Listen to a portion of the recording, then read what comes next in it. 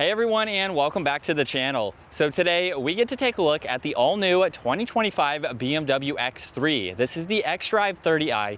Huge shout out to Hendrick BMW Northlake for providing this SUV for me today. Take a look at their website, that link is down in the description. So this X3 is finished off in a brand new color. This is called Dune Grey Metallic, and it has an MSRP just over $63,000. Now this is powered by the 2-liter 4-cylinder turbocharged engine. It's also paired with the mild hybrid system along with the 8-speed automatic. It pumps out 255 horsepower, 295 pound-feet of torque.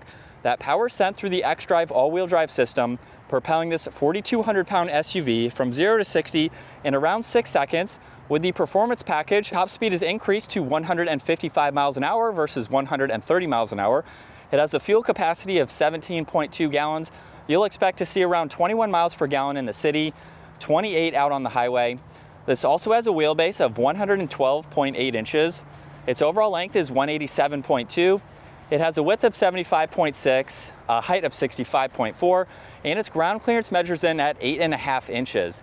Now, as we take a look at the exterior styling, this model is also equipped with several packages. There's the M Sport and M Sport Pro package, as well as the Executive package too.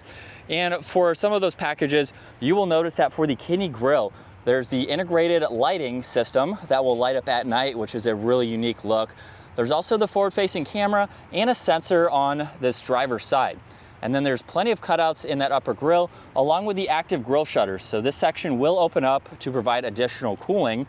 This also has a redesign for the headlights. Everything is LED, of course.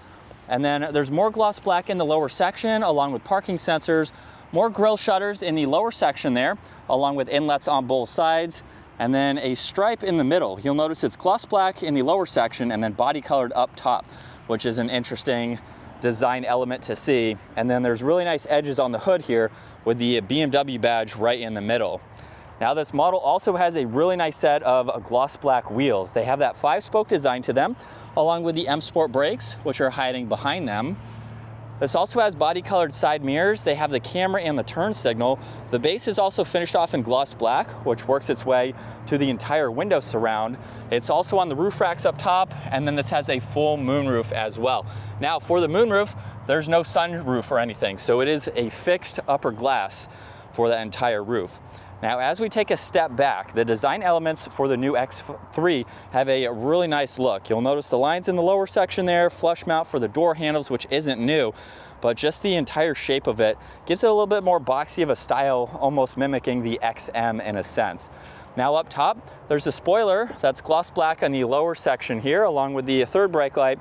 There's the wiper blade, LED taillights, which have a nice design to them.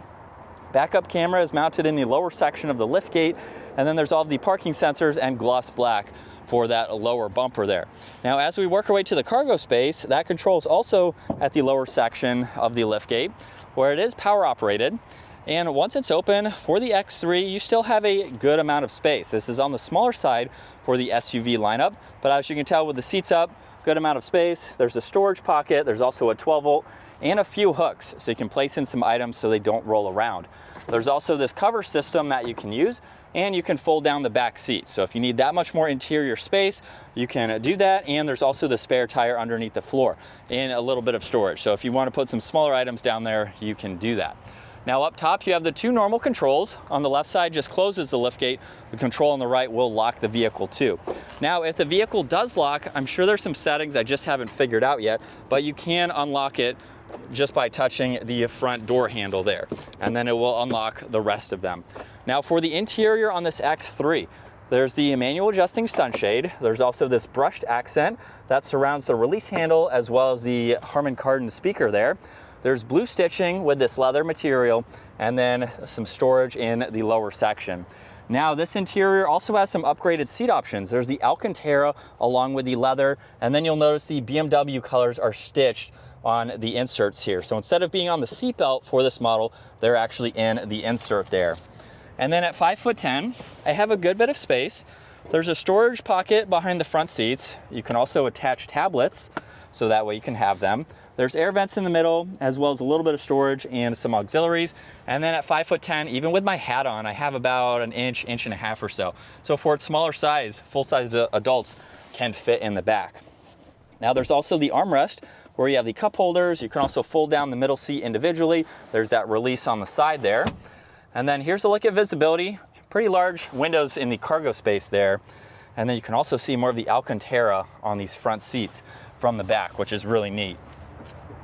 Now as we work our way up front, the door panel here has a similar design. However, the trim accent that surrounds the release handle is an illuminating light. So that will change with the driving modes too, which is nice.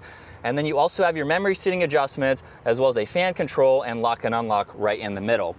There's the liftgate release, side mirror controls, along with the window adjustments, and then you get a little bit more storage space located down below. And then there's the automatic front seats, which again have that same design as in back, including Alcantara for the full headrest there, which is nice. There's also the adjustable leg support. And then as we hop into this now, we have the solid leather steering wheel with the flat bottom design and badges on the bottom. Really nice brushed accents for the spokes on both sides. Now there's cruise control settings. On the right side, there's volume. You have shortcuts to music and settings, and then you have Bluetooth and voice commands. But let's start this up and take a listen to how this sounds.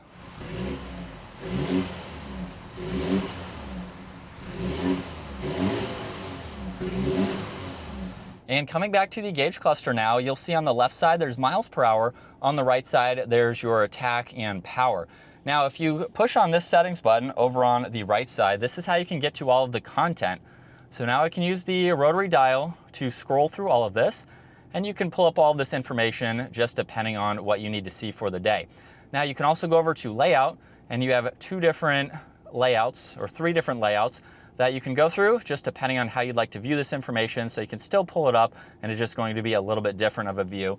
And then the last one is for the head-up display, where you have a few different settings. You even get the curve ahead view. So this is going to provide you with GPS coordinates and show you the lane that you need to be in and just give you a better direction as to where you're going. So really neat to see all of those settings there. This is also equipped with paddle shifters, and you'll notice over on this left one, it says boost. If you hold this for a few seconds, while you're in drive, it's going to count down from about 10 seconds or so and give you a little bit more boost in power there. Now on this left side, you have one control there for the air vent that's tucked in the corner. And then as we work our way to the infotainment system, you have quite a lot that you can go through. Now the home button is on the lower section, where you have the map on one side, and then you can scroll through all this information over on the left side. You have shortcuts into your music. You also have a lot of different icons that you can further get into. Apple CarPlay, Android Auto, your interior lighting, climate controls, driver settings. You have a lot in that setting there. You can get into your climates. There's also navigation to pull up, and then you have shortcuts to your music. Now in the lower section as well, you can get into the heated and ventilated seats, as well as the heated steering wheel and your temperatures for both driver and passenger.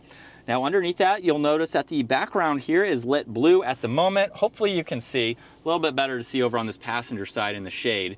That entire section is blue at the moment, where you also have some more adjustments for the fans, as well as being able to adjust them down below.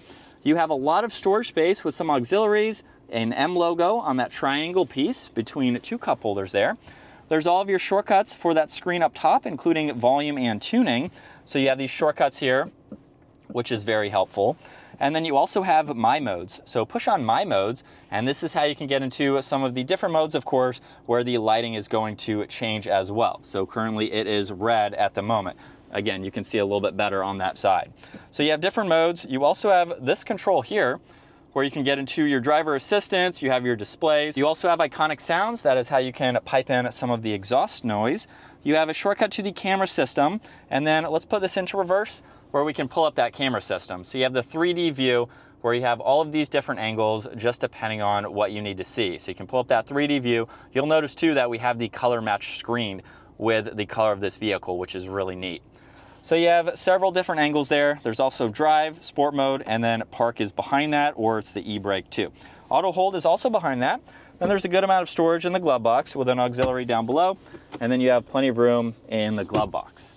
Up top, there's garage door buttons with your rear view mirror, and then you have some dome light controls and the adjustment for that sunshade. Like I said, that is one solid piece of glass. So all you have is the sunshade to open and close. But you can tell over both shoulders, you have a lot of glass to see, giving you a lot of visibility. As we set off now behind the wheel for the all-new X3, we have been able to check out the M50i. So if you're looking for a little bit more performance, you can get the inline 6-cylinder with that model, or if you just want a very nice, well-rounded, smaller size SUV, you don't really need that extra power, you can go with the 4-cylinder for the 30i. So we have two really good options. Those are the only two trim levels available for the 25-year model. And with the X3 that we are in right now, it's a little bit more on the higher end. So I'm sure you could spec one for under $60,000, just depending on the budget that you would like. So let's go ahead and put this into sport mode. We can put it into the manual setting for the paddle shifters here. And from second gear, here we go. It is not the quickest, still fun to drive. Paddles are pretty responsive here too. And the handling is still going to be very nice for an SUV like this. But it has an adequate amount of power, I would say. And while we are in the manual setting, we can hold on this left paddle where it's going to start counting down from 10. And it's going to downshift. And we get a little bit of extra boost there. So if you're out on the highway or you just want to have some fun, you can use that paddle if you would like to. But driving the X3, since I've already been in one before, it's a really nice vehicle. I personally own an X5, which is a little bit larger than this. And the X3 is a great option. It was something that I was considering versus the X5. If you're not looking for a bigger SUV, this is a perfect option to go with. It's a little bit more friendly in parking lots, in the city, parallel parking, situations like that.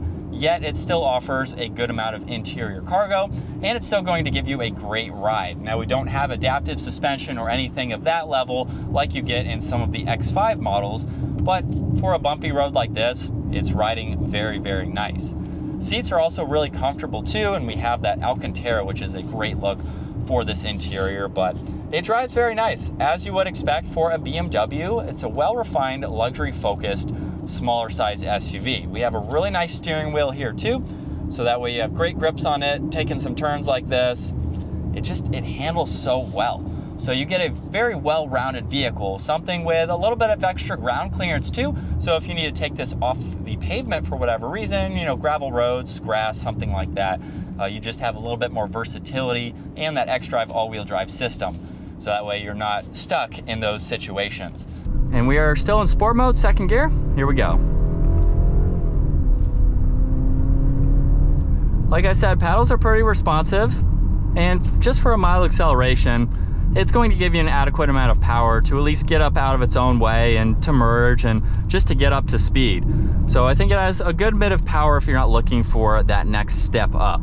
But this is what it's like to be behind the wheel for the all-new X3.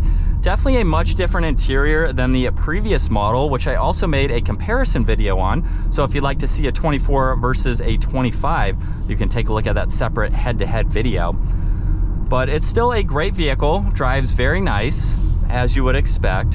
Very similar to my X5, just has that refined feel to it. Very nice materials on the interior, so it's going to give you just a nice look and a great vehicle to drive at the same time. We do have some funky designs for the new X3, just something I guess to get used to, especially since I've been in this a few times now. I'm kind of getting used to the interior and the layout and everything like that. But like I talked about earlier, let's do maybe a 3-point turn. Maybe we don't have to. We'll have to back up here just because of that pole there, but it's still very maneuverable. You have a lot of visibility, easy to drive. I can see over this left side here without that window sticker, of course. And then we can get back up to speed here. So a very nice, well-rounded, smaller size vehicle. So if you're looking for a luxury-focused SUV, but you're not a fan of a large SUV, you still sit up higher than a sedan would, so we still have that higher upright position. We just don't have a large vehicle behind you here, so it's something that is very easy to drive and to get used to. But that's going to wrap it up for the 2025 BMW X3, the xDrive30i. Once again, huge shout out to Hendrick BMW Northlake for providing this SUV for me today. Take a look at their website, give this video a huge thumbs up if you enjoyed it, and consider smashing that subscribe button so you don't miss out on our daily uploads. I will see you all in the next video.